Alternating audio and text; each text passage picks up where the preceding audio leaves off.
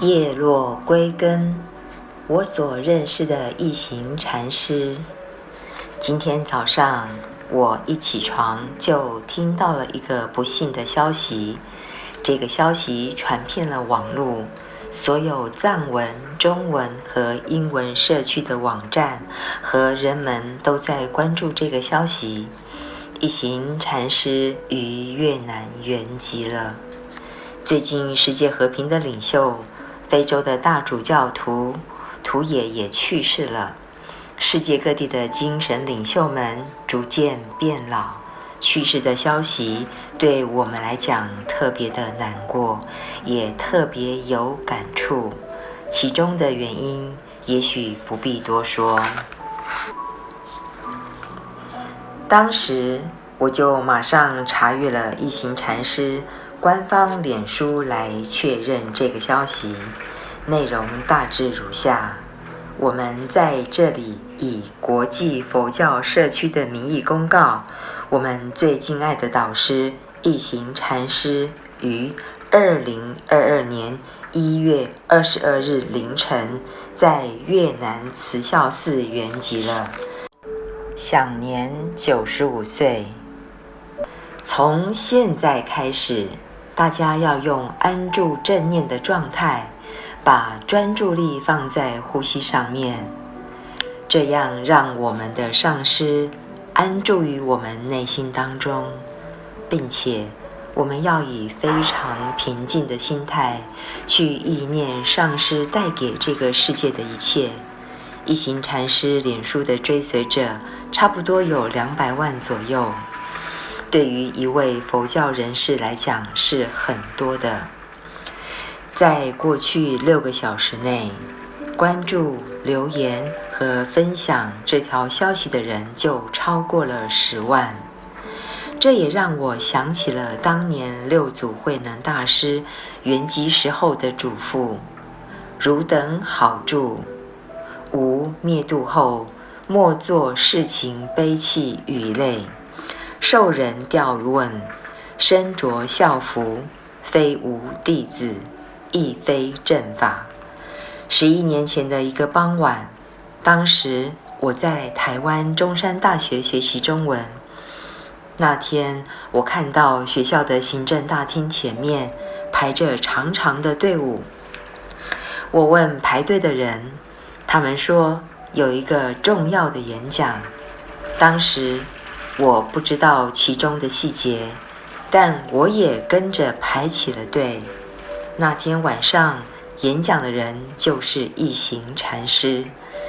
在这之前，我几乎没有听说过任何关于他的消息。当天晚上他的演讲让我想起了萨拉巴哈大师道歌里面所说的：所有轮回、涅槃、一切显现的来源，都是如意宝般的自心。当时我有一种深深感触是，对于一个真正的修行人来讲，所有佛法究竟密意只有一个，没有第二个。第二天，一行禅师的团队在校园里有一整天的活动，也就是行禅。我也参加了。早上在校园的草地上，一行禅师带领大家一起行禅。用餐的时候，在外面的草地上，大家席地而坐，围绕着一行禅师一起用餐。他们的做法是，无论早上起床，还是走路，还是中午用餐，都要不离禅的状态，也就是无论做什么事情都不离开禅的状态而修行。行禅其实在佛经里面有教授，是正念的修行，也就是我们应该安住于身体体内的一种状态。意思就是我们身体的状态如何，我们的心就放在这个状态里，我们任何一举一动，心都要参与其中，然后深深地感受当下的一切。当时一行禅师教授给学生们的就是，当你在行走中，你的心就要专注在行走的状态；当你在吃饭，当你的心就专注于吃饭的状态；当你坐在草地上，你的心就要专注在草地的状态。更详细的讲，就是当你在脚开始一步步走路，你的心专注于步伐上；当你闻到食物的味道，你的心在那个味道上；当你慢慢用双手接过食物时，你的心就安住于双手的动作上；当你吃饭的时候，你就安住在咀嚼和吞咽的动作上；当你在呼气和吸气，你的心也安住于呼气和吸气当中。他的教法看似很简单，其实非常不容易，也是非常重要的修行，非常踏实和生活化的修行。这种修行的方式几乎不在生佛法的框架里，但也完美地展现了佛陀的密意。这种修行关于身体和心灵都有非常大的帮助，所以在所有的修行方式里，禅修非常受西方世界的欢迎。原因就在这里，禅不仅是对现代社会、现代人的心灵有帮助，实际上对于真正修行的人来讲，我们真正要让佛法深入的进入相续的话，禅修就是不可缺少的基础。吉天菩萨也说过，具有禅定的智慧才能够真正消除所有的烦恼。有时候我觉得藏传的一些师父们在讲圣观、中观等各种大圆满见解的时候非常专业、殊胜，但有时候缺乏了生活中的禅定。在南传和北传的传承中都非常专注禅定，相对来说比较少用观察的方式去寻找圣观的智慧。我这里说的观察是通过文思的一个深入学习的方式。或许藏传、汉传和南传这三种传承是可以互相弥补或互相交流的。3年前有一次，我和著名的禅修大师明就仁波切聊天的时候，仁波切说他接触过一些南传的禅师，通过与他们的交流，他发现南传的一些法门，如观呼吸，虽然藏传里也有这种法门，但相对来说，南传的观呼吸法门更系统化，并有更多的诀窍。这是仁波切和南传的禅师交流下来的感觉。我最近看到直贡法王也翻译了南传佛教关于正念修行方面的佛经。这个佛经不在藏传的佛经当中，我觉得用翻译其他传承佛法经典的方式，可以慢慢打开不同修行法门的大门，也让彼此有更多交流和学习的机会。我认为这是我们应该做的。一行禅师是一位国际主义观念的人，在他的眷属当中，男女都是平等的。虽然我和他只有一次的因缘，这份经历却让我难忘。和他一起用餐的时候，大家围着大师，他没有坐在高高的法座上，没有任何特殊的待遇，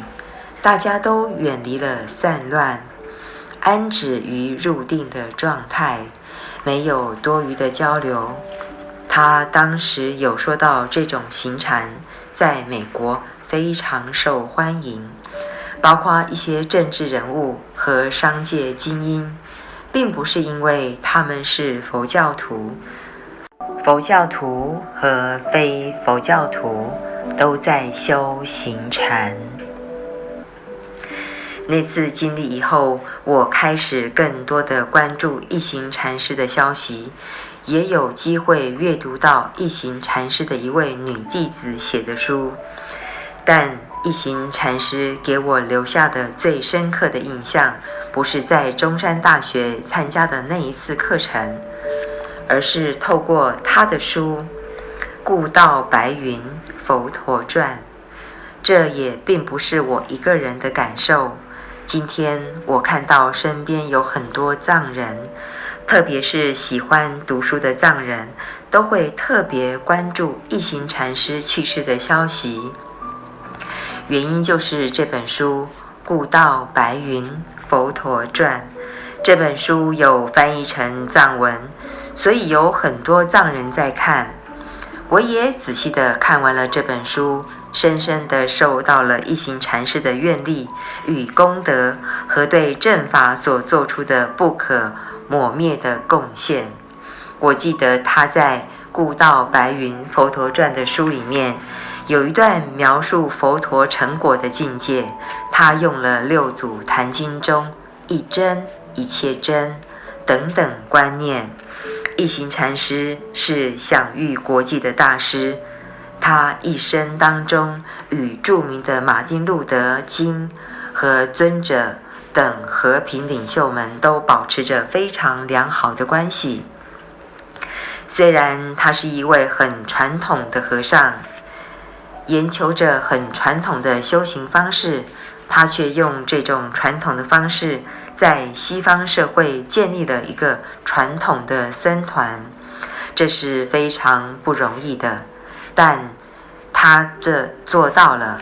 同时他又接受现代教育的思想，在很多方面超越了佛法的传统做法，所以他是一位不拘一格的传奇人物。他简单而独有的微笑改变了无数人和他们的人生。他的文学造诣和国际远见，还有他修行的境界，都是他为何影响整个世界并开始给世界带来安乐的原因。仅仅是他所写的《顾道白云佛陀传》，语言生动感人，记述了清晰严谨，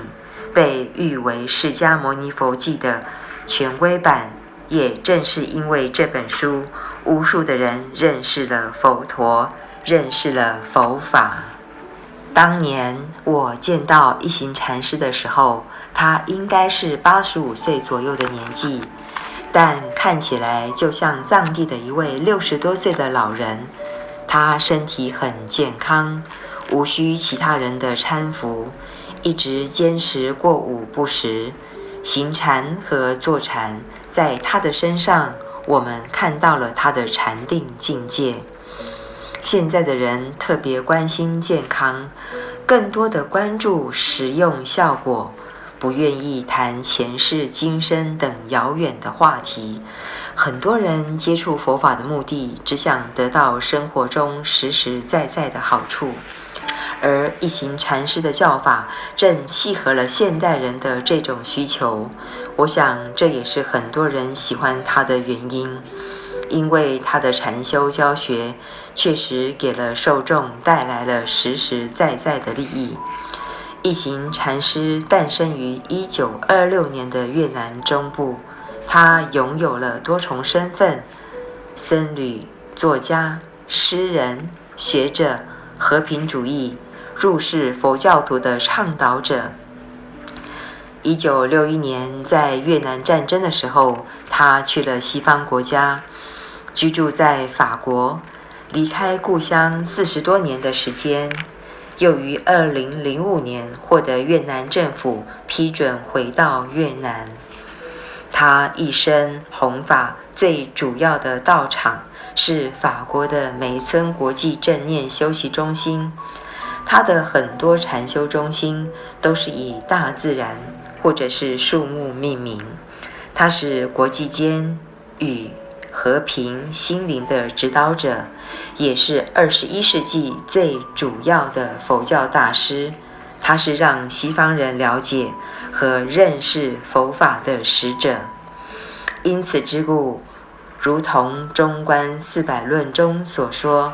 精进持戒的人长久住世，是能给天下带来更多的福报，